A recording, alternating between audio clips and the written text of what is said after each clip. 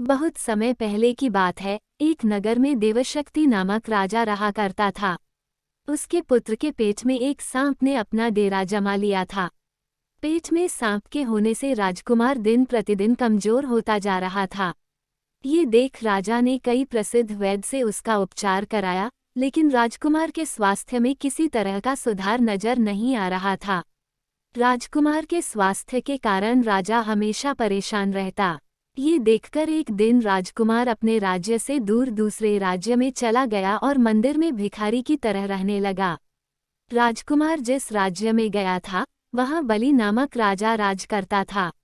उसकी 2 जवान बेटियां थीं। दोनों रोज सुबह अपने पिता का आशीर्वाद लेने जाती थीं। एक सुबह दोनों में एक बेटी ने राजा को प्रणाम करते हुए कहा, महाराज की जय हो, आपकी कृपा से ही संसार में सब सुखी हैं। वहीं दूसरी बेटी ने कहा, महाराजा, ईश्वर आपको आपके कर्मों का फल दे। ये सुनकर राजा क्रोधित हो जाता है और मंत्रियों को आदेश देता है, कठोर शब्द बोलने वाली इस लड़की की शादी किसी गरीब लड़के के साथ कर दो, ताकि ये अपने कर्मों का फल स्वयं चख ले।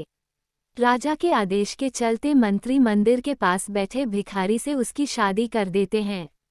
वह भिखारी वही राजकुमार था, जिसके पेट में सांप ने डेरा बना रखा था।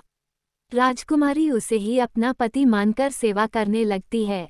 कुछ दिन बाद दोनों मंदिर छोड़कर दूसरे देश की यात्रा पर निकल जाते हैं, क्योंकि दोनों मंदिर में रहना सही नहीं समझते।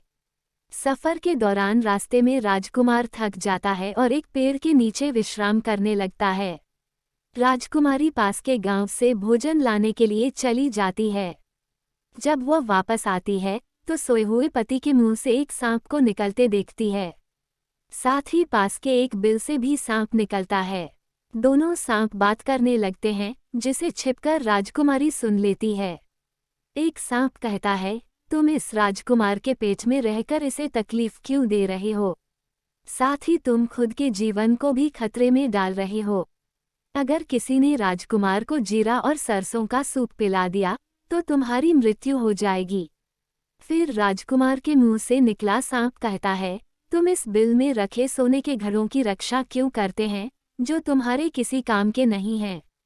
अगर किसी को इन घड़ों के बारे में पता चल गया, तो वो बिल में गर्म पानी या गर्म तेल डालकर तुम्हारी जान ले लेगा।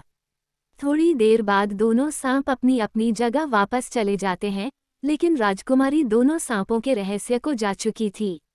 इसलिए राजकुमारी पहले राजकुमार को भोजन के साथ जीरा और सरसों का सूप पिला देती है।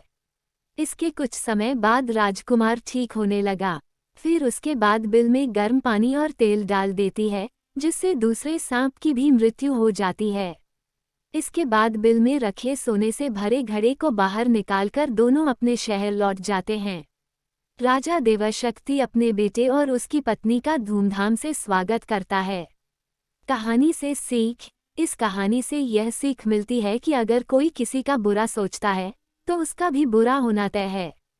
सांप ने राजकुमार का बुरा सोचा, तो उल्टा उसका बुरा हुआ। सुनने के लिए धन्यवाद। मेरा चैनल सब्सक्राइब करें, लाइक और शेयर भी करें। धन्यवाद।